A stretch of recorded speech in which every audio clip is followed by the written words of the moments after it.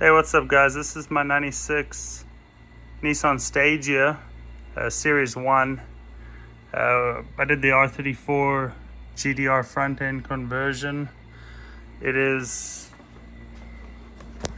a manual swap R32 GDR transmission, R32 GDR steering wheel and seats.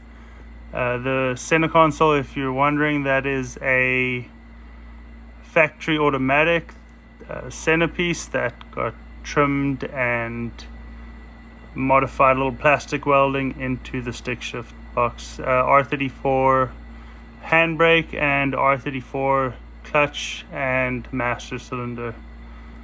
And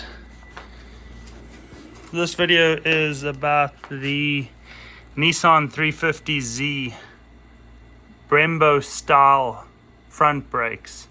So a little bit of history on this car.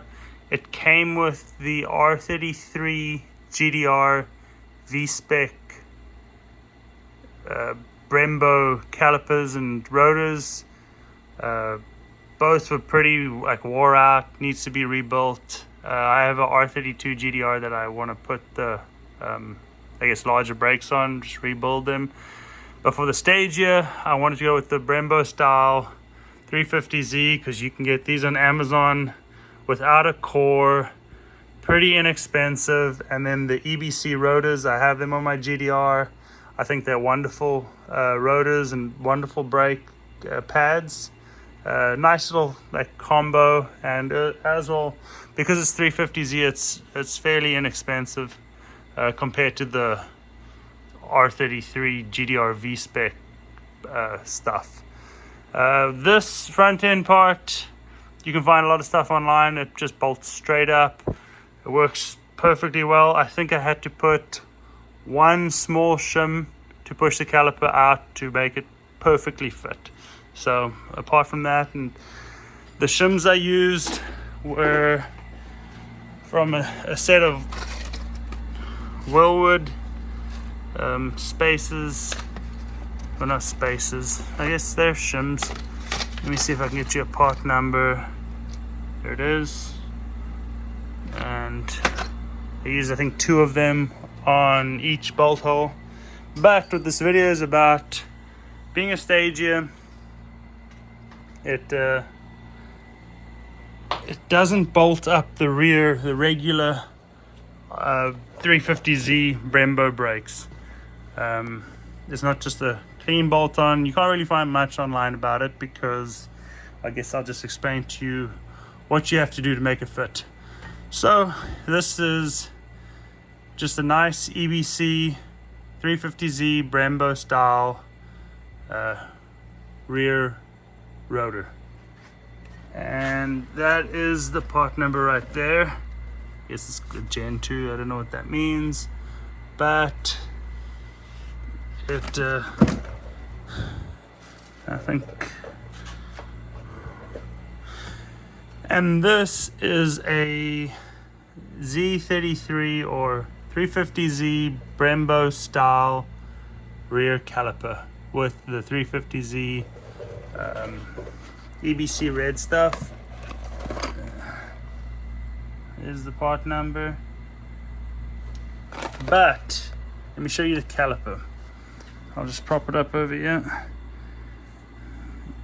So first off, you have to take off 2 millimeters on either side to get your gap. It might even be 2.5, but it's just a minute amount offset. I think it'll work just fine. So what I measured was about 2 millimeters. The machinist took off 2 mil.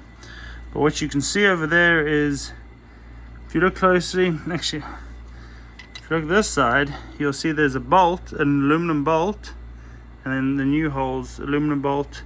So what you'd find is, so originally I was going to just design a bracket and put it in the CNC, machine it, and I guess adapt it. But I couldn't find any adapters online, which probably means that it can't be done. What ends up happening is you start hitting areas like this when you try offset it and try and put it, because the center line of the original bolt is on the same radius as your new bolt hole. What you got to do is you got to tell your machinist to keep the same radius from that center line to that center line. He has to make an aluminum bolt, or I don't know, get the same thread pitch. It's a M12 by 175 bolt that goes in the original hole. I ended up keeping it with this setup, but I had to drill out the two holes to make them fit on the vehicle. But I liked the bolts that I had. I got some Amazon special, but they're the 10.9, nice strong, nice surface area for bolting up. I did have to trim this one a little bit shorter. I can give you a measurement on that.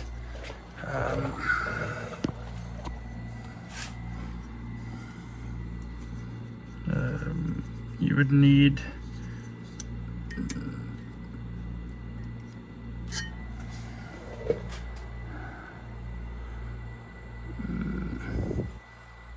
good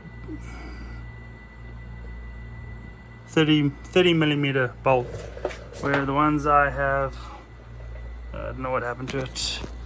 The ones I have, I think, are 40 mils. So with this bolt, I had to trim it down. If you can buy one that's shorter, that'd be way better. And this is the stock one. You can see how much smaller it is, which I don't think really matters. It's whatever you tell the machinist to do. But anyway, so on this offset bolt, so once you've got the aluminum one in, the machinist red Loctited it, and then he machined the back, dropped 2 mil on the back, and then on the same radius curve from center line to center line of this new bolt hole is 4 millimeters towards each other. So 4 mil this one, 4 mil this one, and I guess machined and tapped, and this is the outcome. So I don't really think there's much of a gap, a difference between what I'm gonna say.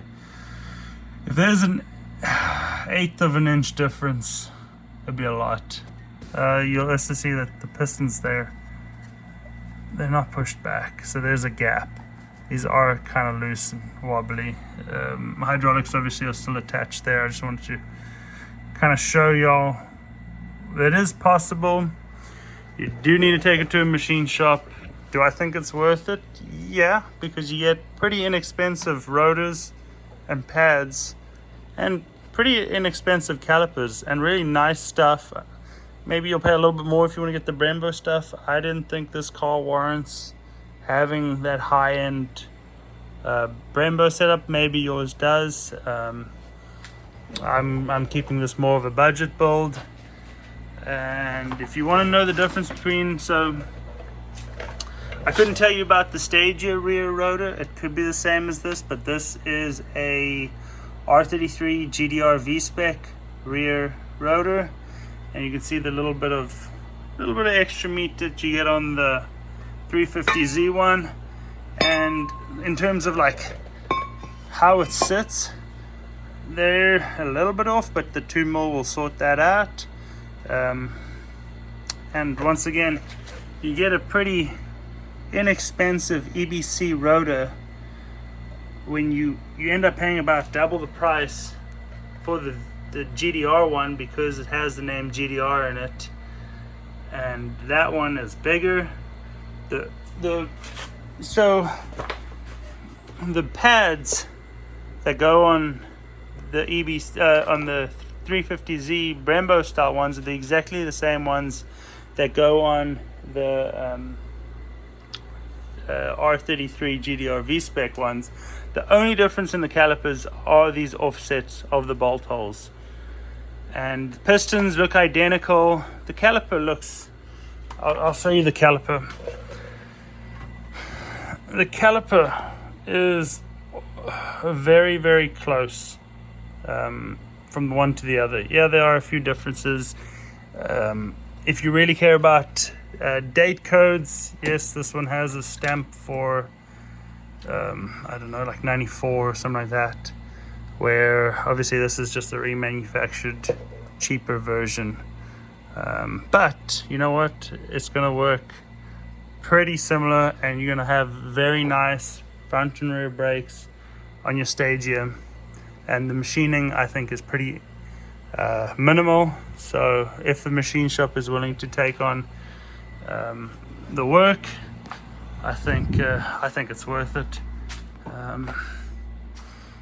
Just see, yeah, it's a very similar setup as that one, but really overpriced, really hard to find GDR brakes versus a knockoff, not really a knockoff, but a 350Z caliper that I think with a little bit of machining, I don't know if I'd tackle this offset and stuff in my garage, but I know if you got a little lathe or something, you're willing to give it a shot, I think it's doable.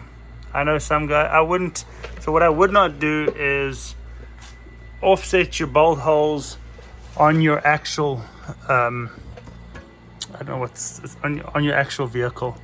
The bolt holes are too tight, you'll have too little meat on it, and I think you'll get yourself in a bit of a bind.